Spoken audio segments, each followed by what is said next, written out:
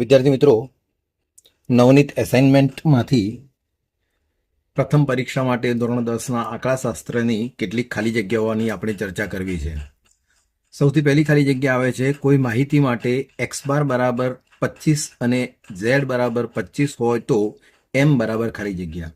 મિત્રો યાદ રાખો, આ ખાલી જગ્યા કોઈ પણ નંબર માટે હોય, કોઈ પણ અંક માટે હોય. જો x બાર અને z અથવા તો x બાર અને m અથવા z અને m એની સંખ્યા સરખી હોય, કેવી હોય બેટા? સરખી હોય તો હંમેશા એનો જે ત્રીજો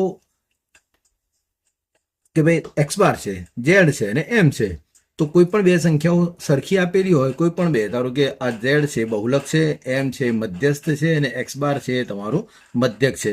કોઈ પણ મધ્યસ્થ અને બહુલક આપેલા હોય અથવા તો મધ્યસ્થ અને મધ્યક આપેલા હોય અથવા તો બહુલક અને મધ્યક આપેલા હોય, જો કોઈ પણ બેના મૂલ્ય સરખા હોય તો ત્રીજાનું મૂલ્ય પણ એટલું જ થાય.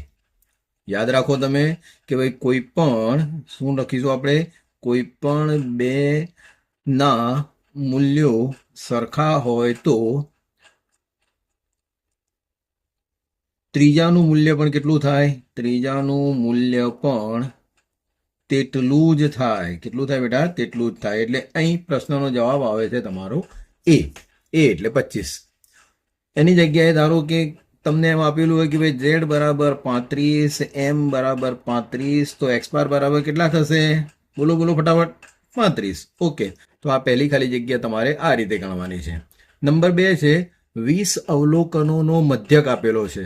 કેટલો આપ્યો છે ભાઈ? 20 અવલોકનો. અવલોકનો કેટલા છે? 20. એનો મધ્યક કેટલો આપ્યો છે? 38.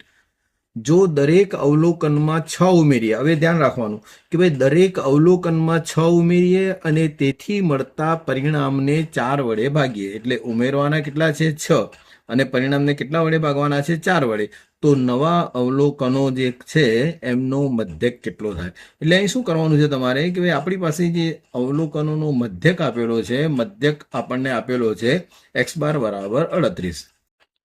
દરેક અવલોકનોમાં 6 ઉમેરી એટલે આમાં આપણે 6 ઉમેર દેવાના. શેમાં ઉમેર દેવાના? સીધા મધ્યકમાં ઉમેર દેવાના. અને પરિણામ જે આવે એને 4 વડે ભાગવાનું. એટલે આ રીતે 4 વડે ભાગવાનું. તો 38 વત્તા 6 એટલે 40 ને 4 44. 44 ભાગ્યા 4 એટલે જવાબ તમારો આવશે 11. એટલે એ જે 11 નો જે જવાબ છે એ તમારો સાચો જવાબ આવે છે. નેક્સ્ટ જે ક્વેશ્ચન છે, સામાન્ય રીતે કોઈ પણ આવૃત્તિ વિતરણ માટે બહુલક ઓછા મધ્યસ્થ બરાબર ખાલી જગ્યા ગુણ્યા મધ્યસ્થ ઓછા મધ્યક. હવે જુઓ, આ ખૂબ સરસ મજાની ખાલી જગ્યા છે. યાદ રહી શકે છે? ના યાદ રહે તો આ રીતે આપણે ગણતરી કરીએ. આપણને સૂત્ર ખબર છે કે z બરાબર 3m ઓછા 2x બાર. 3m ઓછા 2x બાર, જ્યાં z એ આપણો બહુલક છે, m મધ્યસ્થ છે અને x બાર આપણો મધ્યક છે. હવે શું કરવું છે કે ભાઈ બહુલક માઇનસ મધ્યસ્થ. હવે મધ્યસ્થને માઇનસ કરવો છે એટલે આપણે z માઇનસ આના બે ટુકડા કરી દઉં છું. શું કરીશું કે ભાઈ m વત્તા 2m કરી શકાય ને? 3m એટલે શું થશે બેટા? m વત્તા 2m માઇનસ 2x બાર. ચલો ઓકે, હવે z માઇનસ આ m ને પેલી તરફ લઈ જાઉં તો z માઇનસ m થશે. z માઇનસ m એટલે શું છે? બહુલક માઇનસ મધ્યસ્થ. બહુલક માઇનસ મધ્યસ્થ થઈ ગયો. તો હવે શું રહેશે કે ભાઈ આ બંને રહેશે, એમાંથી કોમન શું રહેશે? 2. બંનેમાંથી સામાન્ય શું નીકળશે? 2. તો બાકી અંદર શું રહેશે? m ઓછા x બાર. m એટલે શું? મધ્યસ્થ. x બાર એટલે શું? મધ્યક. તો એનો જવાબ કેટલો આવશે બેટા? 2. કેટલો જવાબ આવશે આપણો? 2 જવાબ આવશે. નેક્સ્ટ એના પછીની ખાલી જગ્યા છે. આ થોડી ખાલી જગ્યા ભારે પણ કહી શકાય આપણે એવી છે, પણ એક બે વખત તમે પ્રેક્ટિસ કરશો. અહીં બધાના મૂળમાં સૂત્રો એક જે છે એ સૂત્રો તમારે ધ્યાન રાખવાના છે. જો કોઈ આવૃત્તિ વિતરણનો બહુલક, જુઓ શું આપેલું છે? બહુલક એટલે z, મધ્યક કરતા 12 વધુ હોય. મધ્યક એટલે x બાર.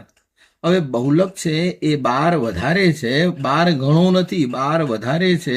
એટલે આની અંદર હું 12 ઉમેરીશ તો આ બંને સરખા થશે.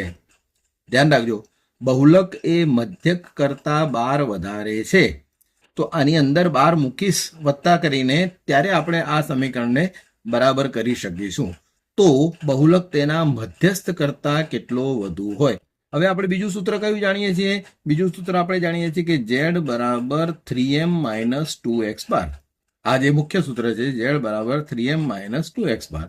હવે એક z આ છે, એક z આ છે, બંનેની આપણે સરખામણી કરીએ એટલે શું થશે? x બાર વત્તા બાર બરાબર 3m માઇનસ 2x બાર કરી શકીએ આપણે. અથવા તો આપણે શું જોવું છે? હવે જવાબ શું જોઈએ છે કે ભાઈ બહુલક અને મધ્યસ્થ, બહુલક અને મધ્યસ્થ વચ્ચેની આપણે ગણતરી કરવી છે.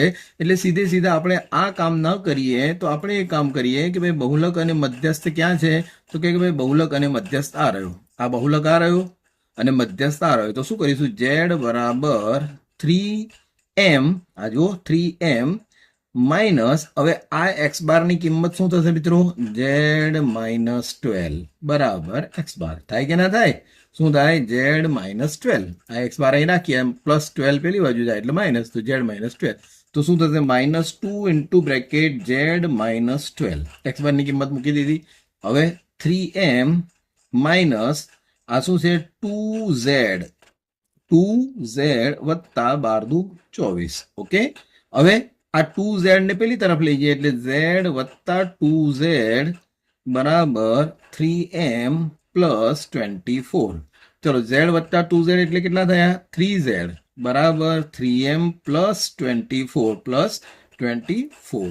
ચલો, 3 બધામાંથી સામાન્ય નીકળશે તો શું થશે? z બરાબર m વત્તા 3 સામાન્ય નીકળે એટલે આ 3 ગયો, આ 3 ગયો, આ કેટલા થશે? એકચ્યુઅલી 8 ગુણ્યા 3 એટલે આ 3 ગયો, એટલે બાકી કેટલા રહેશે બેટા?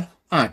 તો શું જવાબ આવશે કે ભાઈ એનો મધ્યસ્થ જે છે, એનો બહુલક જે છે એ મધ્યસ્થ કરતા 8 વધારે હશે. જવાબ બહુલક તેના મધ્યસ્થ કરતા ખાલી જગ્યા વધારે હોય. કેટલો વધારે હોય? 8 વધારે હોય. મિત્રો, આ ધ્યાન રાખવાની ખાલી જગ્યા છે, અગત્યની ખાલી જગ્યા છે. જો તમને આ ખાલી જગ્યા આવડશે તો તમને ઘણા બધા પ્રશ્નોનો હલ મળી શકશે. આ તો સિમ્પલ સૂત્ર છે કે ભાઈ એક્સ બાર બરાબર a વત્તા સિગ્મા એફઆઈ યુઆઈ છેદમાં સિગ્મા એફઆઈ ગુણ્યા h માં યુઆઈ ની કિંમત કેટલી છે? ભાઈ યુઆઈ ની કિંમત કેટલી છે? xi minus a upon h.